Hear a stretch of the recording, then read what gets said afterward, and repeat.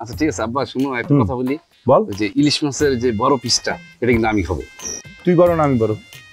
তুমি বড়। তোর কে খাবে? আচ্ছা ঠিক আছে, তুমি খাও, কিন্তু আব্বা তুমি যে ইলিশ মাছের বড় মাথাটা আছে না, ওইটা তুমি খাও। হ্যাঁ, তুই কোনটা খাবি? হ্যাঁ, আমি খাবো ইলিশ মাছের পেটি।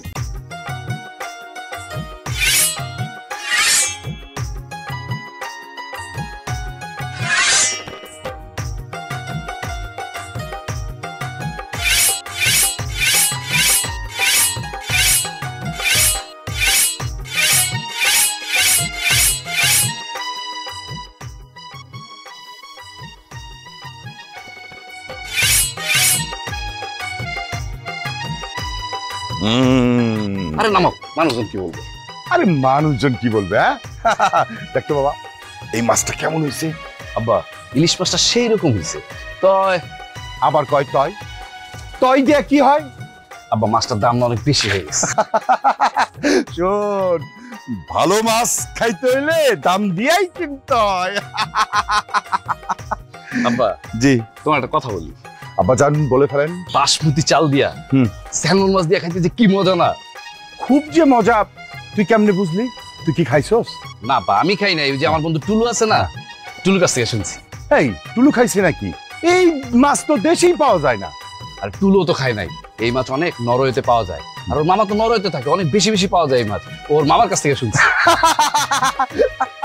মাছটা তুইও খাস নাই, তুই শুনছস টুলুর কাছ থেকে, টুলু শুনছে তার মা আমার কাছ থেকে। জোকস। জোকস না, তুমি এটা হাসতেছো কেন? এটা তো হাসির কোনো কিছু আমি বলিনি।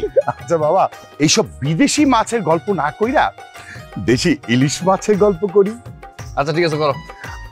আচ্ছা বলতো, ইলিশ মাছ দিয়া কি কি রান্না করা যায়? তুই কয়টা বলতে পারিস? শুনতে চাই। আমি অনেকগুলো বলতে পারবো, শুনবা তুমি? বল। তাহলে বলি। 1 নাম্বার ইলিশ পোলাও। ইলিশ পোলাও। হ্যাঁ, তারপর দেখি। 2 নাম্বার লেবু পাতা দিয়ে ইলিশ ভুনা। ইলিশ ভুনা। 3 নাম্বার ইলিশের মালাইকারি। ইলিশে মাছ। আচ্ছা ওকে ফাইন, বল। সরিষা দিয়ে ভাপা ইলিশ। কিন্তু এই যে কাঁচা মরিচ দিয়া ইলিশের ঝোল যে খুব মজা, এটা করলি না কেন? এটা তো এখনই বলতাম, তুমি তো থামাই দিলা। এই ওইটাই তো আগে বলবি। আচ্ছা ঠিক আছে আব্বা, শুনো একটা কথা বলি। বল। ওই যে ইলিশ মাছের যে বড় পিসটা, এটা কিন্তু আমি খাবো। তুই বড় না আমি বড়? তুমি বড়। তোর কে খাবে? আচ্ছা ঠিক আছে, তুমি খাও, কিন্তু আব্বা তুমি যে ইলিশ মাছের বড় মাথাটা আছে না, ওইটা তুমি খাও। হ্যাঁ, তুই কোনটা খাবি? হ্যাঁ, আমি খাবো ইলিশ মাছের পেটি। ইলিশ মাছের পেটি খাবি তুই? Okay fine.